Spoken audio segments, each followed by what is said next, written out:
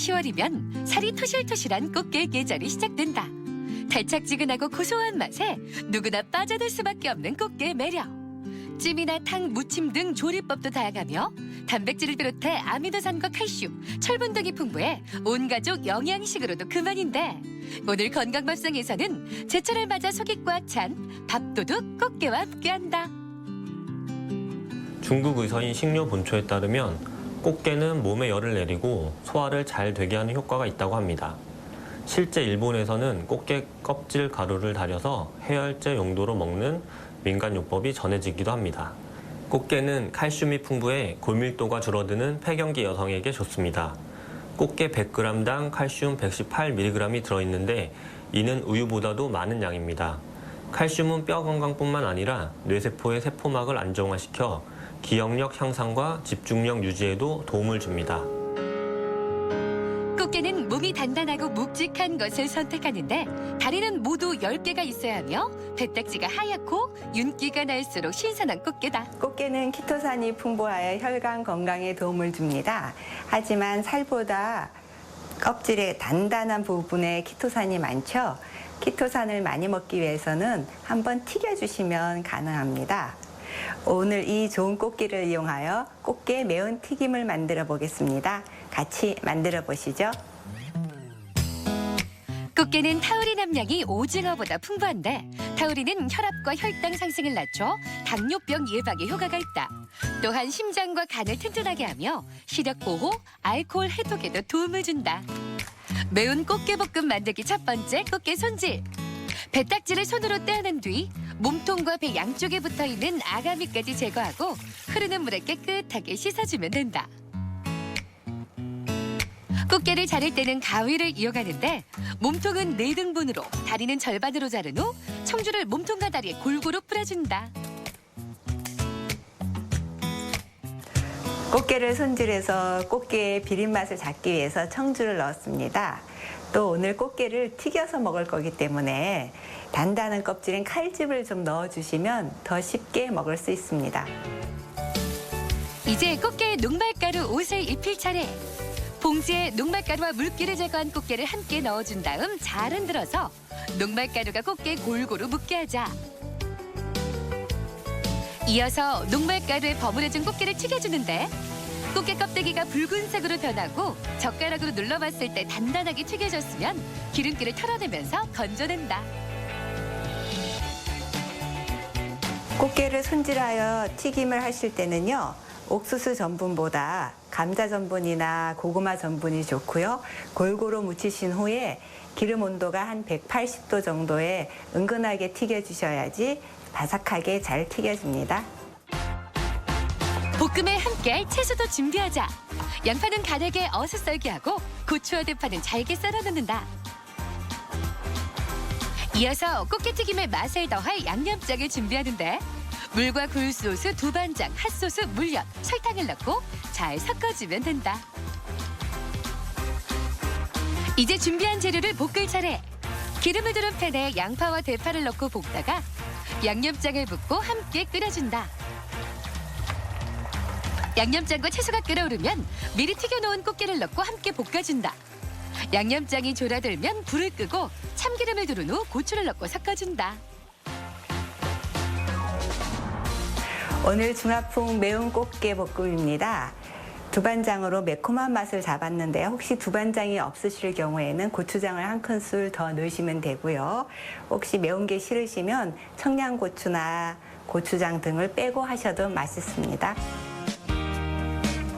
잘 볶아낸 재료들을 먹음직스럽게 담아내면 매운 꽃게볶음 완성! 꽃게를 껍데기째 즐길 수 있는 색다른 별미 매운 꽃게볶음. 바삭한 식감에 매콤하면서 고소한 맛까지. 밥 반찬은 물론 술안주로도 그만이다. 꽃게 하면 제일 먼저 뭐가 생각나세요?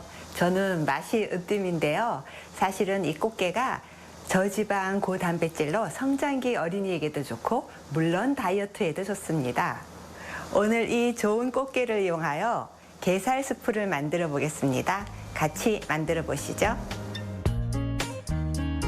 꽃게는 아미노산과 칼슘이 풍부해 뇌세포를 활성화시켜 기억력 향상에 도움을 준다. 또한 꽃게가 익을 때 붉은색을 내는 아스타잔트의 색소는 강력한 항산화 물질로 노화를 막는 효과가 있다. 오늘의 두 번째 요리인 게살 스프. 먼저 육수를 준비한다. 물에 다시마 한 쪽, 양파, 물을 넣고 끓여준 다음 건더기는 건져내고 국물만 남긴다. 게살 스프에는 냉동 게살을 이용하면 되는데 키친타올을 이용해 게살의 물기를 충분히 제거한 후 잘게 찢어놓자.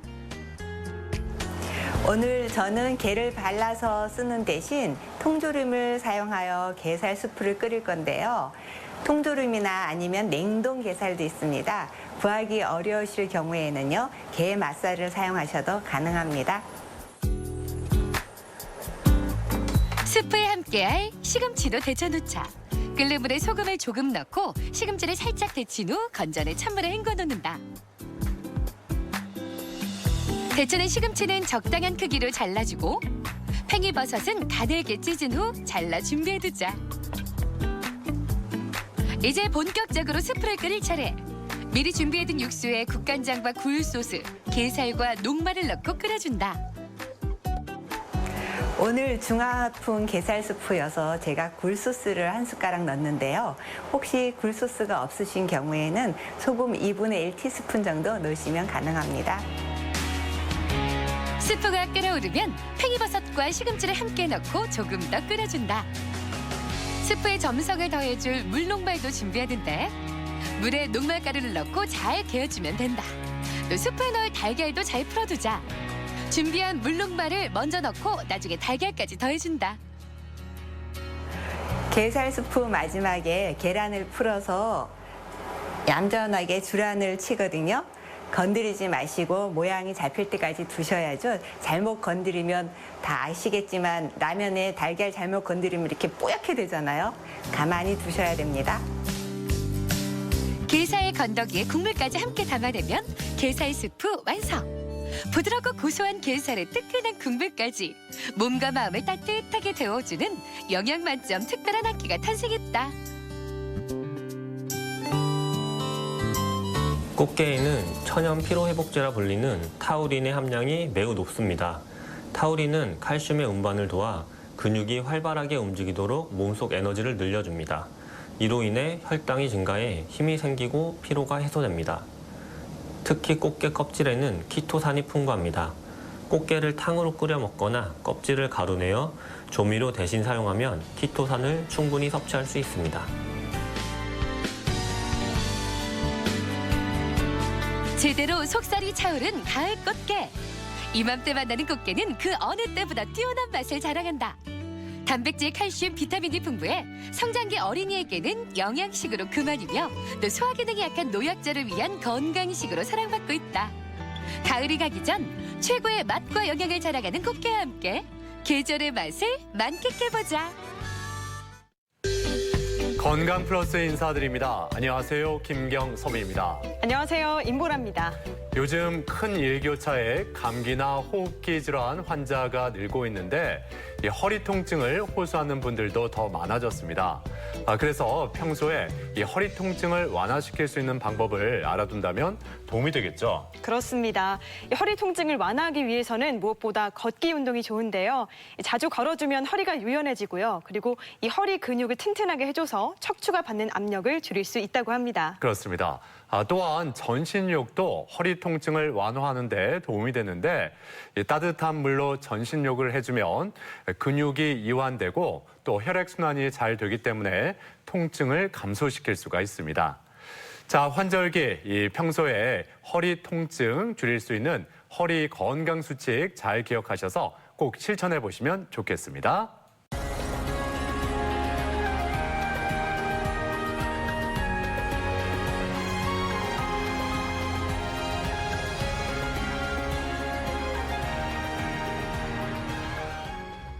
우리의 심장에는 혈액이 제 방향으로 흐르도록 대문 역할을 하는 4개의 판막이 있다.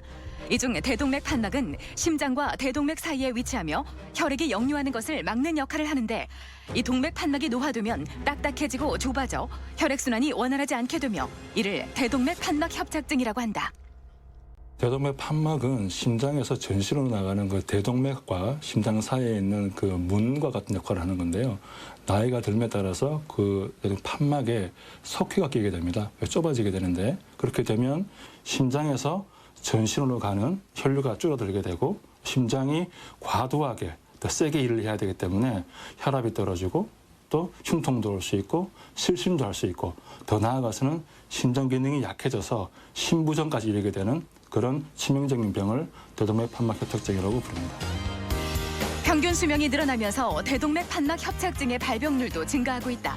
특히 대동맥 판막 협착증의 경우 자각 증상이 거의 없어 더욱 치명적인데 중증인 경우 상당히 진행된 암보다 사망률이 더 높으며 삶의 질을 크게 떨어뜨리는 고위험 질환이다.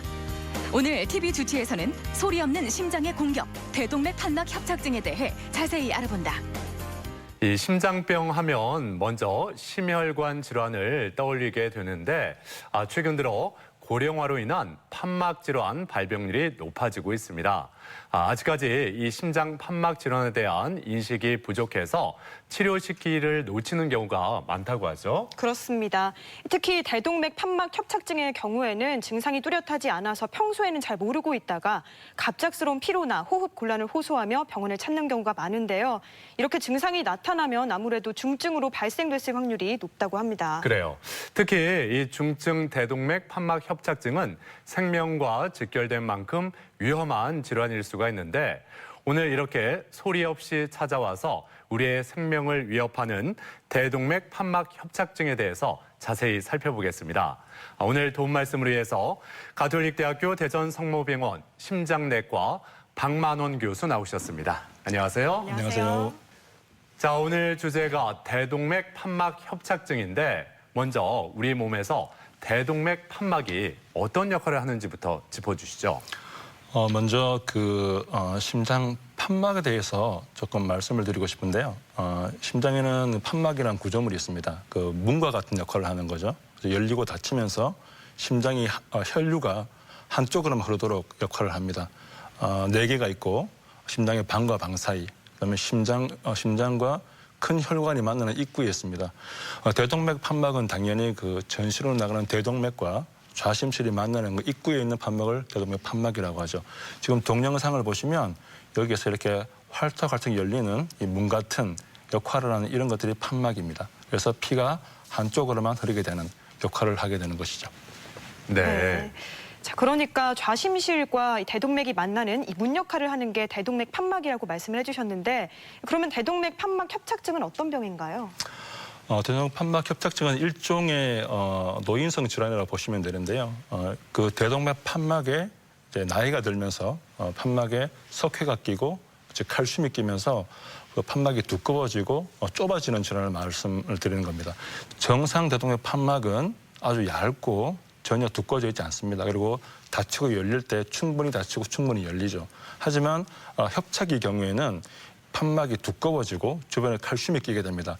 실제 그 대동맥 협착 환자의 사진을 보시면 이 주변에 하얗고 울퉁불퉁한 것들이 칼슘인데요. 굉장히 두꺼워져 있고 그렇기 때문에 실제로 판막이 열리는 그 공간이 굉장히 협소한 것을 볼 수 있죠. 그래서 이렇기 때문에 전신으로 나가는 피혈류량이 감소되고 이것 때문에 혈압이 떨어지고 피로감이 오고 숨도 차고 이렇게 되는 것이 바로 대동맥 판막 협착증이라고 보시면 되겠습니다. 자, 그렇다면 이 초음파 사진을 통해서 정상인 경우와 이렇게 대동맥 판막 협착증인 경우 그 차이점을 좀 비교해 주시죠. 예, 제가 직접 환자의 그 동영상을 보면서 한번 말씀드리겠습니다. 지금 이쪽에 좌측에 보이는 것이 정상 환자의 판막이고요. 우측에 보이는 것이 판막 협착증 환자의 영상입니다. 먼저 이 동그라미 안에 보시면 여기 활짝활짝 열리는 이 구조물이 대동맥 판막이고요. 이걸 다른 앵글로 보시면 3개의 입술이 아무 문제 없이 잘 열리는 걸 볼 수 있습니다. 굉장히 얇고 전혀 두꺼워져 있지 않죠. 하지만 판막 협착증의 환자의 경우에는 보시는 바와 같이 판막이 잘 열리지 않습니다. 굉장히 움직임이 둔하고 두꺼워져 있고 하얀 게 끼어 있죠. 이게 바로 칼슘입니다. 이걸 다른 앵글로 보시면 두꺼워진 판막을 알 수 있고 하얗게 끼어 있는 칼슘을 볼 수 있습니다. 그래서 이 결과로 인해서 전체가 열리는 판막의 면적이 줄어들게 되는 그런 현상을 보실 수 있습니다. 자, 그렇다면 이 대동맥 판막 협착증이 생기면 어떤 증상들이 나타날까요? 당연히 지금 대동맥 판막 협착증이라는 건 좌심실에서 전신으로 나가는 대동맥 입구가 좁아진 거기 때문에 일단은 심장에서 전신으로 뿜어내는 혈류가 감소가 되겠죠. 그럼 당연히 혈압이 떨어질 수 있습니다. 두 번째는 그 입구가 좁아졌기 때문에 심장이 일할 때마다 과도한 부하가 걸리게 되고 또 더 심하게 같은 양의 피를 뿜어내기 위해서는 더 심하게 일을 해야 됩니다. 그럼 시간이 지나게 되면 심장 근육이 약화가 되게 되고 또 더 나아가서는 심장 기능이 떨어지게 되는 거죠. 즉 심부전이 생길 수도 있는 것이죠. 그래서 대표적인 증상을 말씀드리면 보통 세 가지인데요. 걷고 움직일 때 가슴이 아프고 두 번째는 숨이 차고 또 더 심하게 되면 이제 정신을 잃는 실신 이 세 가지가 대표적인 증상이라고 볼 수 있고 그래서 환자분들이 일반적으로 말씀하시는 증상을 말씀드리면 조금만 걸어도 힘들고 숨이 차다고 하고 발이 붓는다고 하고 그다음에 걸으면 가슴이 아프다고 하고 그다음에 기운이 없고 너무 피곤하고 아주 일반적인 증상이라고 볼 수 있는데 이런 것들이 중증 혹은 대동맥 판막 협착증의 증상이라고 보시면 되겠습니다. 네. 그렇다면 그런 증상들은 대동맥 판막 협착증이 처음 생겼을 때부터 나타날 수 있나요? 아니면 어느 정도 진행이 많이 됐을 때 나타나는 증상들일까요? 굉장히 좋은 질문이세요. 초기에 경증이나 중등도의 대동맥 판막 협착증의 환자들은 증상이 없는 분이 대부분입니다. 그래서 잘 모르고 지내는 분들이 많으시죠. 그래서 많이 진행되고 난 다음에 진단을 받는 분들도 많습니다. 그렇군요. 네. 예. 초기에는 증상이 거의 없기 때문에 더욱 경각심을 가질 필요가 있을 것 같은데 그렇다면 이 대동맥 판막 협착증 왜 생기는지 그 원인을 좀 설명해 주시죠. 제가 앞서서 이 질환이 이제 노인성 이제 질환이라고 말씀드렸는데요. 주된 원인은 여기 보시는 것처럼 그 얇고 아주 야들야들한 그 판막이 나이가 들면서 석회가 끼어서 두꺼워지고 좁아지는 원인 때문입니다. 결국 칼슘이 거기에 판막에 끼게 되는 것이죠. 그다음에 어떤 분은 젊은 분인데 이 협착증이 오시는 분들이 있습니다. 그런 분들은 선천적으로 태어날 때부터 원래는 대동맥 판막에 천판이라고 하는데 3개가 되어야 되는데 2개로 태어나는 분들이 있어요. 그런 분들은 좀 더 이른 나이에 협착이 오시는 분들이 있습니다. 세 번째는 그 류마티스성 열이라고 하는 그 상기도 감염을 앓고 난 다음에 그 감염 때문에 판막에 상처가 생기고 상처가 생긴 부위에 칼슘이 축적이 돼서 협착이 오는 분들이 있습니다. 그리고 드물게는 흉부에 방사선 치료를 하신 분들 중에 종종 그 원인으로 인해서 협착이 생기는 분들도 있습니다. 자, 그러니까 노화로 인해서 많이 발생할 수 있다 이렇게 짚어주셨는데요. 그러면 노년층의 대동맥 판막 협착증의 발병률은 어느 정도일까요? 이 대동맥 판막 협착증은 그 노인에서 일어나는 심장 판막 질환 중에 가장 흔한 질환으로 되어 있습니다. 여기 보시면 75세 이상 인구, 즉 75세, 85세, 90세 전체 75세 이상 인구에서 약 8명 중 1명, 약 16%에 해당하죠. 8명 중 1명이 정도에 따라 차이는 있겠지만 이 대동맥 판막 협착을 가지고 있고요. 그 빈도가 발생하는 어떤 추이를 보시면 이 그래프에서 보시는 것처럼 75세 이상부터 그 발생 빈도가 확 기하급수적으로 증가하는 것을 볼 수 있습니다. 그래서 나이 드신 분들 중에 이런 증상이 있는 분들이 있으면 굉장히 내가 대동맥 판막에 문제가 있는 것이 아닌가라고 관심을 가지시고 의사와 상담을 하는 것이 굉장히 중요하다고 보겠습니다. 자, 그리고 이 대동맥 판막 협착증이 발병을 하면 그 진행 과정은 어떻게 되는지 이 점도 궁금한데요. 일반적으로 대동맥 판막 협착증의 그 정도를 나누면 여기 그림에서 보시는 것처럼 경증, 그다음에 중등도, 중증 이렇게 3가지 단계로 나눕니다. 당연히 뭐 경증부터 중증으로 가게 되면 판막이 열리는 면적이 점점 감소하게 되죠. 당연히 좁아지니까 거기를 흐르는 피의 속도가 더 빨라집니다. 그래서 경증부터 중증을 나누는데 일반적으로 경증 및 중등도 환자, 즉 초기 환자에서는 증상이 없는 분이 대부분입니다. 그래서 모르고 지는 경우가 많고요. 그래서 우연히 문진을 가거나 외래를 갔다가 의사 선생님이 청진을 한 다음에 심장에서 잡음이 들립니다 하는 그런 것들로 발견되는 경우가 많죠. 하지만 이게 더 진행을 해서 중증이 되게 되면 그때부터는 증상이 생길 수 있는데 이때부터는 급격히 환자의 상태가 악화되기 때문에 이럴 경우에는 빨리 주치의 승인과 상의하는 것이 중요하다고 보겠습니다. 이 설명을 듣다 보니까 증상이 악화될수록 혈액이 몸속 전체로 흐르기 어렵게 되기 때문에 아무래도 생명과 직결되지 않을까 이런 생각도 드는데요. 어떤가요? 사실은 이 중증 대동맥 판막 협착이 사실은 문제가 되겠습니다. 사실은 중증이라고 하더라도 그래프에 보시는 것처럼 환자가 증상이 없는 시기가 있습니다. 하지만 그 무증상 시기를 거쳐서 그 증상이 생기기 시작하면 그때부터는 사망률이 급격히 증가합니다. 그래서 본인이 만약에 중증 판막 협착이라면 본인이 증상이 있는지 없는지를 굉장히 면밀히 검토하는 게 중요하고요.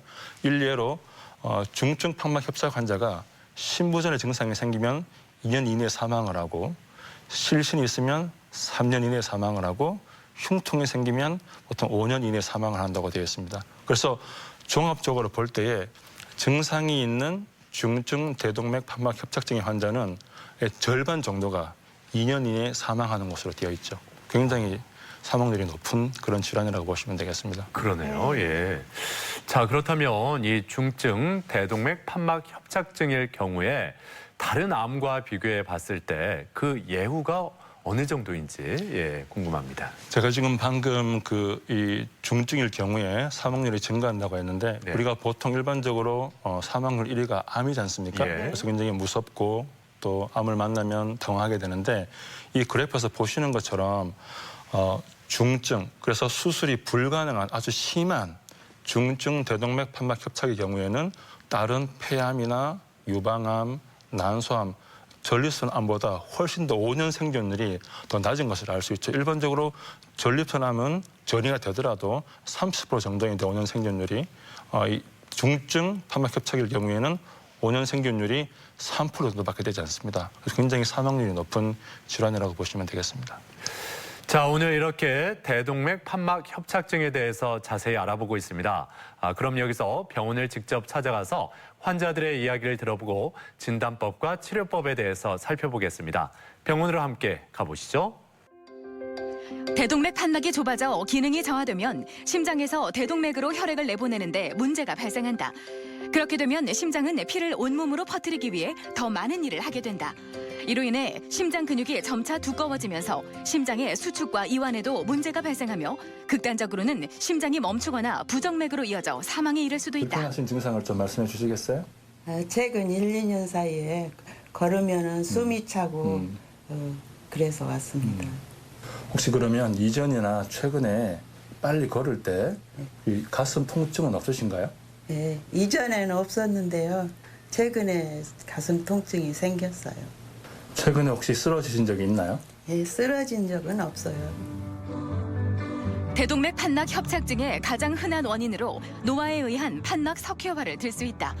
노화로 인해 판막에 칼슘이 쌓이고 이로 인해 시간이 지나면서 판막이 좁아지면서 협착증이 생기는 것이다. 환자분은 증상이 숨이 차고 또 최근에 흉통이 생기셨던 분으로 일단 우리가 감별해야 될 질환으로서는 협심증, 두 번째 어떤 심부전을 봐야 되겠고요. 심부전의 원인으로서 혹시 판막에 문제는 없는지 그런 것들을 통해서 심장 초음파 혹은 심혈관 검사가 필요할 것 같습니다. 대동맥 판막 이상이 의심되면 우선 청진을 통해 심장 소리를 관찰하는데 비정상적인 잡음이 들리면 심장 초음파 검사를 진행한다. 이를 통해 대동맥 판막 협착의 정도와 모양, 크기를 살펴볼 수 있다. 시술 받고 오셨는데 증상이 어떻게 좀 많이 좋아지셨어요? 네, 걸을 때 이제 숨이 안 차고요. 많이 좋아졌습니다. 네. 편안하세요? 네. 약은 잘 드시고 계세요? 네, 잘 먹고 있습니다. 네. 네. 혹시 약 드실 때 몸에 멍이 들거나 혹시 속이 불편하진 않으세요? 네, 멍도 안 들고요. 속도 편안합니다, 아주. 초기 대동맥 판막 협착증의 경우 추적 관찰과 약물 치료를 병행하는 게 일반적이다. 하지만 증상이 있는 중증 대동맥 판막 협착증의 경우 이를 치료하지 않으면 환자의 절반 이상이 평균 2년 이내에 사망에 이를 수 있다. 이 환자분은 중증 대동맥 판막 협착증으로 타비 시술을 잘 끝나고 이제 외로우신 분으로 이제는 이 환자분한테 필요한 것은 이제 약을 잘 드시는 것 하고요. 그다음에 본인이 활동량을 늘려가시면서 증상이 얼마나 좋아지는지 본인 스스로 체크하시면 되고 3개월, 1년, 2년, 3년 이렇게 주기적으로 심장 초음파를 보면서 판막이 괜찮은지를 잘 체크하면 될 것 같습니다. 중증 대동맥 판막 협착증의 궁극적인 치료는 인공 판막으로의 교체인데 그게 수술과 시술로 나뉜다. 수술법은 가슴을 절개해 협착된 판막을 새로운 판막으로 교체하는 것이며 전신 마취가 힘든 고령 환자의 경우 허벅지 대퇴동맥을 통해 인공 판막을 삽입하는 경피적 대동맥 판막 삽입술을 고려할 수 있다. 대부분 경증이나 뭐 중등도의 판막 협착증은 큰 그 위험이 없고 증상도 없습니다. 하지만 증상이 있고 중증의 판막 협착 같은 경우에는 사망률이 급격히 증가하기 때문에 조기에 진단하고 조기에 치료하는 것이 굉장히 중요하다고 할 수 있습니다. 퇴행성 질환의 하나로 예방이 쉽지 않은 대동맥 판막 협착증. 초기에 발견했을 경우 악화를 막기 위한 추적 관찰이 필요하며 중증으로 진행된 경우 인공 판막으로 교체를 진행한다. 다행히 인공 판막 교체 후에는 정상적인 생활이 가능한 만큼 늦기 전에 병원을 찾는 것이 중요한데 대동맥 판막 협착증의 위협, 조기 발견과 적극적 치료를 통해 극복할 수 있다. 네, 병원을 직접 찾아가서 환자들을 만나보고 대동맥 판막 협착증에 대해서 살펴봤습니다. 네, 자 그렇다면 이 대동맥 판막 협착증에 대해서 의심이 된다면 진단은 어떻게 이루어질까요? 제가 앞서서 이제 초기 경우에는 증상이 없다고 말씀드렸죠. 그래서 많은 여러분들이 이제 우연히 발견되는 경우가 많은데 대부분이 이제 우연히 외래 문진상에서 청진을 하다가 오른쪽 심장 위쪽 부분에서 이제 휙휙 하는 그런 소리가 들린다고 해서 정밀 검사를 위해서 오시는 분들이 많습니다. 그래서 첫 번째는 이렇게 청진상에서 심잡음으로 보통 발견되는 거 많고요. 근데 심잡음으로 해서는 이게 정도가 어떤지는 알 수는 없죠. 그런 분들은 이제 정밀 검사, 즉 심장 초음파, 즉 심장에다가 초음파를 보면서 어떻게 얼마나 좁아져 있는지, 그다음에 심장 기능은 어떤지, 정도는 어떤지 보는. 그래서 심장 초음파가 일단 진단에는 가장 중요한 검사라고 보시면 되겠습니다. 자, 그렇다면 대동맥 판막 협착증으로 진단이 되면 치료는 어떻게 이루어질까요? 결국 모든 병은 이제 치료가 중요하겠죠. 근데 안타깝게도 이 대동맥 판막 협착증은 이 병을 자체의 진행을 막는 약물 치료는 없습니다. 그래서 일단 치료의 방침을 결정하는 데는 협착의 정도와 환자의 증상이 있냐 없냐가 굉장히 중요합니다. 그래서 일단은 경증이나 중등도 협착증의 경우 환자가 증상이 없다면 일단은 정기적인 심장 초음파를 통해서 병이 진행하는 여부를 파악하는 게 중요하겠죠. 보통은 1년이나 2년에 한 번씩 이제 주기로 심장 초음파를 보면서 어떻게 진행하시는지 체크하시면 될 것 같습니다. 초기인 경우에는 추적 관찰이 필요하고 증상이 나오면 진찰을 받는 게 좋다고 하던데 어떤 증상에 좀 유의를 해야 할까요? 네, 이전에 말씀드렸지만 일단 대표적인 3대 증상은 이제 걷거나 움직일 때 흉통, 가슴 통증이 생길 수가 있고요. 두 번째는 숨이 찬 것, 숨찬 증상. 세 번째는 실신.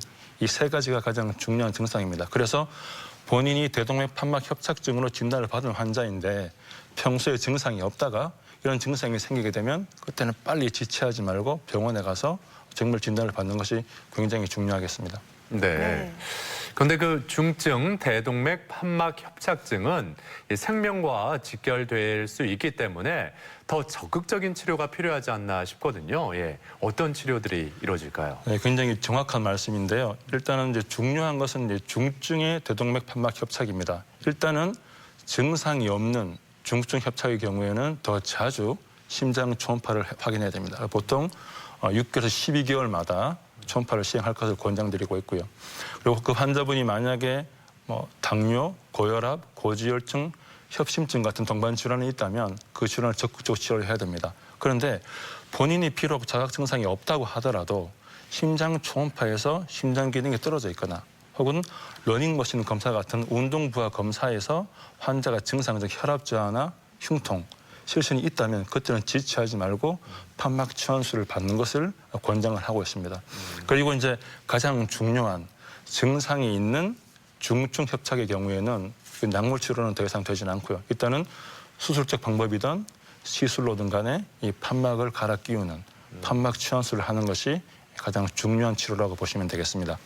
그러니까 이 판막 치환술이 손상된 판막을 새로운 판막으로 교체한다는 것 같은데 구체적으로 이 수술 방법에 대해서도 좀 궁금해지는데요. 먼저 수술적인 방법을 말씀을 드리면 이 사진에서 보시는 것처럼 일단은 아주 전통적이고 표준적인 치료 방법입니다. 일단은 전신 마취를 하고 이제 가슴을 열고 그다음에 심장을 멈추게 한 다음에 병이 있는 그 본인의 판막을 일단은 이제 제거를 하고 거기다가 보시는 것 같은 인공 판막을 이제 삽입을 하고 꿰매주고 나오는 것이죠. 보통 인공 판막은 두 가지 종류가 있습니다. 돼지나 소의 어떤 심낭막을 이용한 생체형 판막이 있고요. 특징은 보통 10년, 15년 쓸 수 있고 대신에 항혈전제 같은 약을 짧게 쓰면 됩니다. 반면에 탄소나 혹은 금속 같은 제조로 만든 인공 판막의 경우에는 20년 쓸 수 있지만 평생 약을 먹어야 되는, 항혈전제를 먹어야 되는 좀 단점이 있죠. 그래서 하지만 이 대동맥 판막 협착증의 나이가 대부분 고령 환자가 많다 보니 이 수술로 인한 부담감 때문에 중증임에도 불구하고 수술을 해야 됨에도 불구하고 40% 이상의 환자분들이 수술을 거부하는 분들이 굉장히 많습니다. 그러니까 이게 좀 문제라고 볼 수 있겠죠. 그렇다면 말씀대로 수술을 거부하는 환자들은 시술로 할 수밖에 없는데 어떻게 시술로도 가능할까요? 네, 이게 만약에 그 환자분이 젊으시고 수술에 전혀 고위험이 아닌 분 같은 경우에는 이 표준적인 치료 방법인 수술적인 방법이 권장이 되고 있습니다. 하지만 말씀드린 것처럼 이 중증 판막 협착 같은 경우에는 대부분 연령이 고령이고 또 전신 상태가 좋지 않기 때문에 수술을 우리가 고려할 때 합병증의 위험이 높고 또 수술로 인한 사망률이 높은 분들이 많죠. 따라서 그런 분들의 경우에는 바로 이 타비 시술, 즉 수술하지 않고 시술로 하는 이 타비 시술이 굉장히 도움이 된다고 하겠습니다. 시술의 그 장점을 본다면 일단은 2시간 이내에 시술이 끝나기 때문에 회복이 빠르고요. 또 가슴을 열거나 심장을 멈추지 않고 사타구니 동맥을 통해서 시술을 하기 때문에 회복이 빨라서 보통 시술 후 5일 이내에 퇴원을 하게 되고 바로 일상으로 복귀할 수 있는 굉장히 회복이 빠른 좋은 방법이라 할 수 있겠죠. 환자의 상태에 따라서 또 인공 판막을 선택하는 게 중요할 것 같은데요. 두 종류라고 말씀을 해주셨는데 좀 구체적으로 설명해 주실까요? 예, 일단 타비 시술용 판막에는 일단 두 가지 형태의 타비 시술용 판막이 있습니다. 영상에서 보시는 것처럼 시술 방법에 따라서 풍선 확장형이 있고요. 또 자가 평착형이 있습니다. 둘 다 재질은 소나 돼지의 심낭막을 이용합니다. 보시면 풍선 확장형의 경우에는 이 판막, 인공 판막이 시술은 풍선에 이게 장착이 되어 있고요. 그래서 사타구니 동맥을 통해서 올린 다음에 위치를 잡고 풍선을 벌려주면 시술이 끝나게 되는 것이죠. 자가 평착형 같은 경우에는 이렇게 생긴 판막이 시술용 관 안에 말려져 있습니다. 그래서 위치를 잡은 다음에 시술용 관을 풀어주게 되면 스스로 펼쳐지면서 자리를 잡고 시술을 끝내게 됐습니다. 그러면 어떤 타입을 선택할 거냐? 그것은 환자의 판막 협착의 정도, 석회화의 정도를 보고 적절한 것을 저희들이 선택하게 되겠습니다. 네. 자, 그러면 이 구체적인 사례를 통해서 좀 더 자세히 알아볼까요? 네. 실제로 이제 저희 병원에서 시술했던 환자의 케이스를 말씀드리겠습니다. 85세 여성 환자였고요. 시술용 관을 사타구니 동맥을 통해서 대동맥까지 올린 걸 볼 수 있습니다. 두 번째 영상을 보시면 그 도관을 통해서 풍선에 장착된 인공 판막을 대동맥을 통해서 넘기는 영상입니다. 세 번째 영상 경우에는 그 인공 판막을 원래의 대동맥 판막 위치에 딱 자리를 잡고 풍선으로 확장시켜주는 가장 중요한 순간이라고 볼 수 있죠. 그리고 확장이 끝난 다음에 풍선을 빼버리게 되면 인공 판막이 자기 위치에 딱 자리 잡게 되는 그런 시술이라고 보시면 되겠습니다. 자, 그렇다면 이 시술의 효과에 대해서 비교를 해주시면 어떨까요? 판막 협착이 심하게 되면 거기를 통해서 흐르는 혈류의 속도가 빨라진다고 말씀드렸는데 일반적으로 그 혈류 속도가 정상은 초당 2m 이하입니다. 그리고 중증으로 판단할 경우에는 4m 이상이 되면 중증으로 저희들이 진단을 하는데 이 환자분 경우 보시면 시술 전에 환자분의 판막 혈류 속도가 초당 4.05m로 4m가 넘는 아주 중증이었죠. 근데 시술 직후에 그 수술장에서 시행한 혈류를 재보니까 1.98m로 확연하게 혈류가 낮아지고 혈류가 개선됐던 것을 저희들이 바로 확인할 수 있었습니다. 네. 그런데 이렇게 인공 판막을 삽입한다면 일상생활에서 분명 주의해야 할 점들이 여러 가지가 있을 것 같은데 그 점을 좀 설명해 주시죠. 네, 일단은 시술 후에 저희들이 이제 항혈전제를 아스피린 같은 항혈전제를 또 드시게 됩니다. 그래서 일단은 가벼운 멍이나 그다음에 잇몸 출혈, 코피 같은 게 잘 날 수가 있겠죠. 그래서 그건 주의하셔야 되고 그다음에 상처가 나지 않게 그리고 넘어지거나 타박상 입지 않게 조심하셔야 되고요.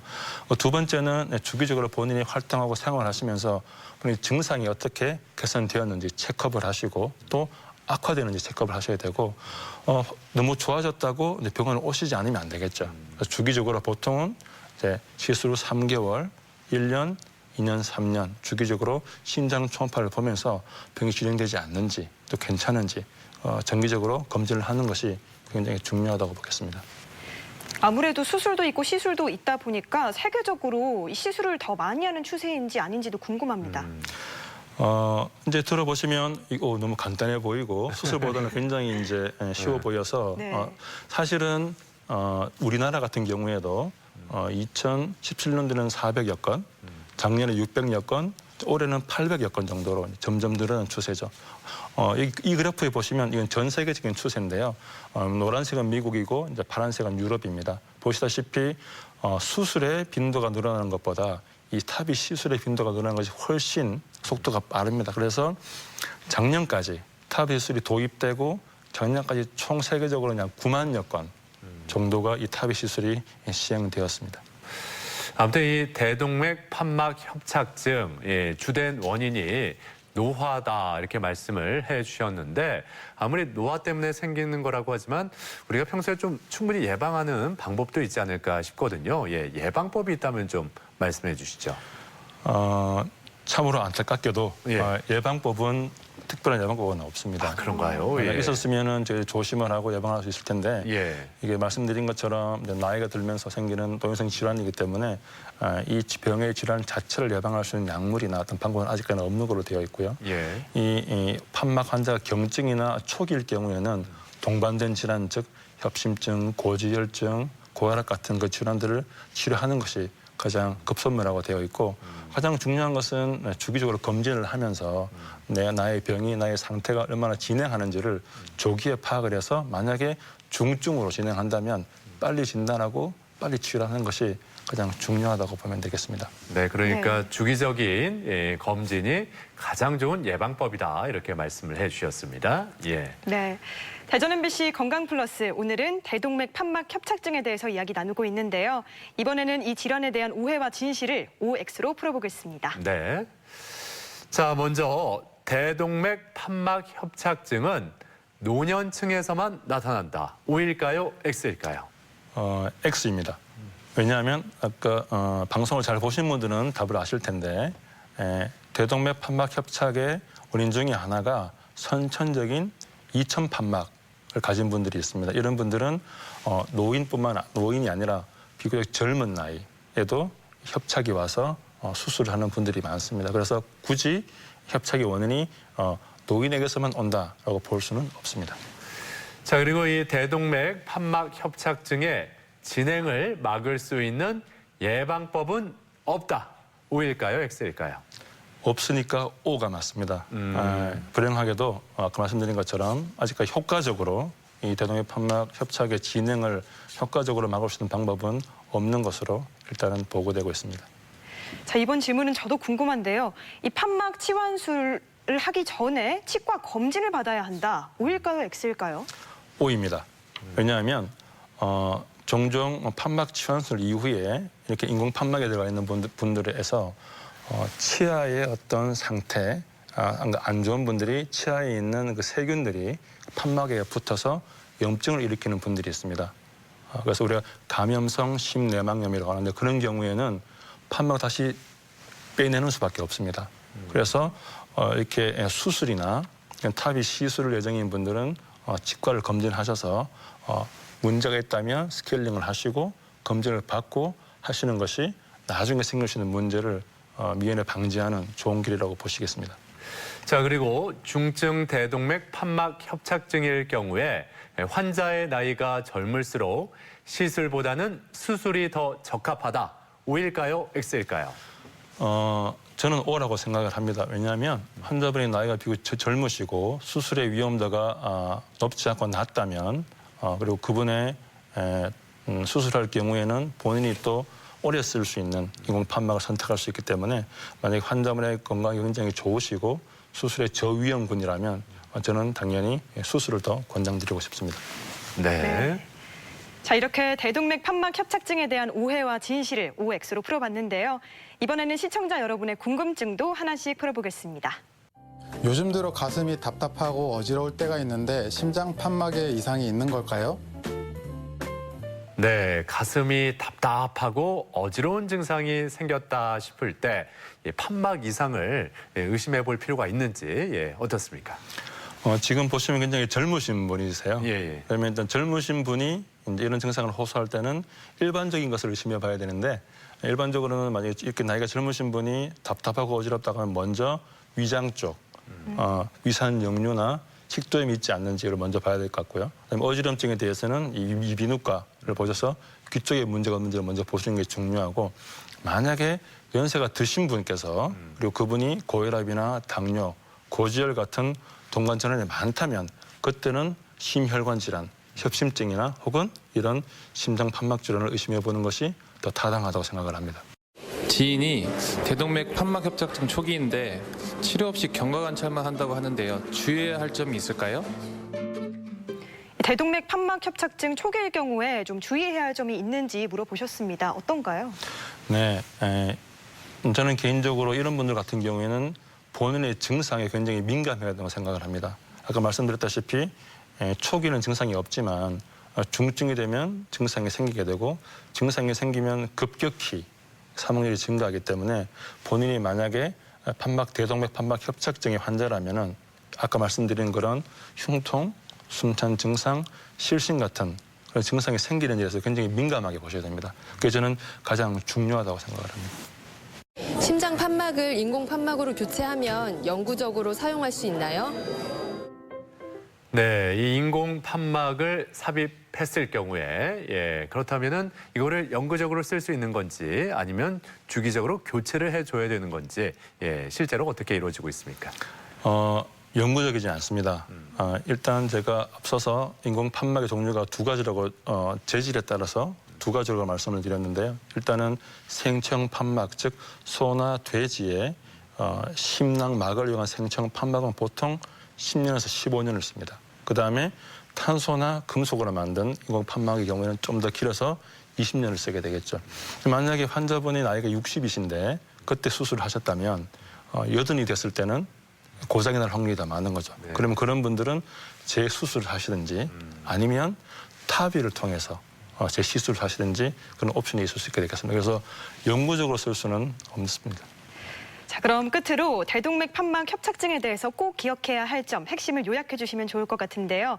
대동맥 판막 협착증은 네모다라고 한다면 이 네모에 뭐가 들어가면 좋을까요? 대동맥 판막 협착증은 나이에 상관없이 완치할 수 있다. 이렇게 말씀드리고 싶습니다. 왜냐하면 이전에는 수술만 있었을 때에는 이 수술의 그 부담감, 그런 위험 때문에 이 고령의 중증임에도 불구하고 환자분들이 수술을 거부하고 그냥 힘들게 살아가셨습니다. 하지만 이제는 수술 이외에 이 탑이라는 새로운 시술이 도입이 되었기 때문에 이제는 나이에 상관없이 100세 넘은 분들도 탑 수술을 하시고 잘 살아가시는 분들이 있습니다. 그래서 이제는 이 대동맥 판막 협착증, 중증 협착증이더라도 나이에 상관없이 완치할 수 있다고 저는 말씀드리고 싶습니다. 네. 자, 오늘 이렇게 대동맥 판막 협착증에 대해서 자세히 알아봤습니다. 지금까지 도움 말씀에 심장내과 박만원 교수였습니다. 오늘 말씀 고맙습니다. 감사합니다. 자, 우리 몸에 중요한 역할을 하고 있는 이 심장, 한순간도 쉬지 않고 일을 하는데 그만큼 이 고마운 심장을 튼튼하게 잘 지키는 일이야말로 100세 시대를 살아가는 우리 건강을 지키는 가장 중요한 일이 아닐까 이런 생각이 들었습니다. 예. 그렇습니다. 술은 조금만 줄이고 금연과 걷기 운동만 열심히 실천해도 심장 건강을 유지하는 데 도움이 된다고 하니까요. 꼭 기억하셨다가 실천하셨으면 좋겠습니다. 네, 자 오늘 저희가 준비한 내용은 여기까지입니다. 이번 한 주도 건강하게 보내시길 바라고요. 저희는 다음 이 시간에 다시 인사드리겠습니다. 함께해 주신 여러분 고맙습니다.